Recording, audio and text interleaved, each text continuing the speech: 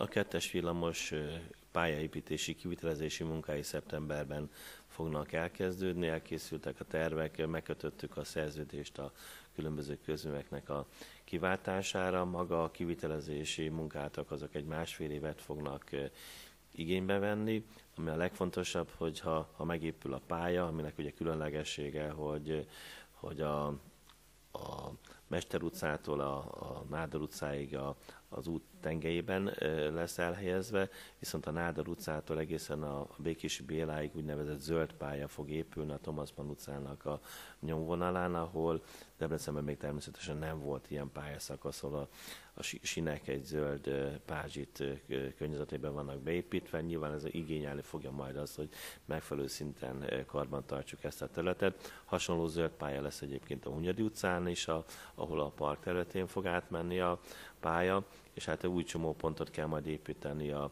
Péterfinyi, a Hunyadi utcai csomópontban. Jelenleg ez a városnak az egyik legteltebb csomópontja. Itt arra kell figyelni, hogy a jelenlegi gépjármű forgalomban ne okozzon fennakadást az újabb villamos vonalnak az átvezetése. Ezt vizsgálják a tervezők. Elkészült már most egy vázlatterv, ahol szeretnénk egy gyalogos aluljárót is megépíteni, amivel elő lehet azt segíteni, hogy a gépjármű forgalom folyamatos legyen, és a gyalogos forgalom is megfelelő szinten legyen. Ez ugyan nem része a projektnek, de mindenképpen úgy gondoljuk, hogy kiegészítőjének kell, hogy legyen. Maga a nehézséget a járműtender okozza, hiszen a pénzügyi fedezete megvan az önkormányzatnak, de 2 éve már most az 5. közbeszerzési eljárásnál járunk.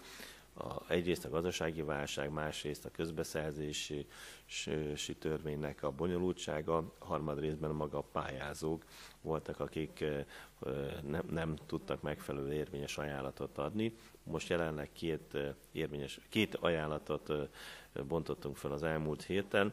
Remélem, hogy érvényes lesz, hiszen a hiánypótlási eljárás most kezdődik. A közbeszerzési törvény szerint, hogyha csak egy pályázat marad érvényes, tehát ha valamelyik pályázó nem pótolja a hiánypótlást, akkor sajnos ez az eljárás is eredménytelen lehet. Bízom benne, hogy maga a járműgyártóknak is az érdeke, hogy munkát kapjanak.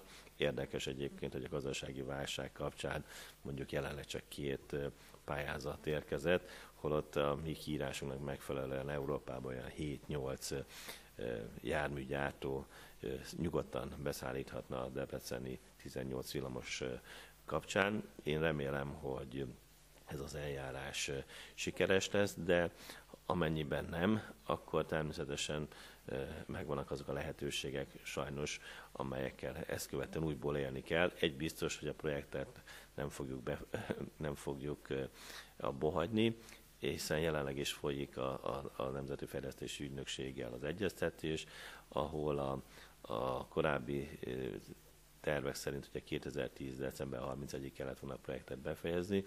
Ezt módosítani kívánjuk 2013. június 30-ával, azzal, hogy szeretnénk a járműgyártást 2012 év végével befejezni. Ez annak függvénye, hogy ez a mostani közbeszerzési eljárásunk sikeres lesz vagy nem.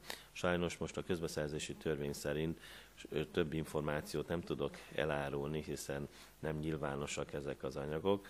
Bizakodunk benne.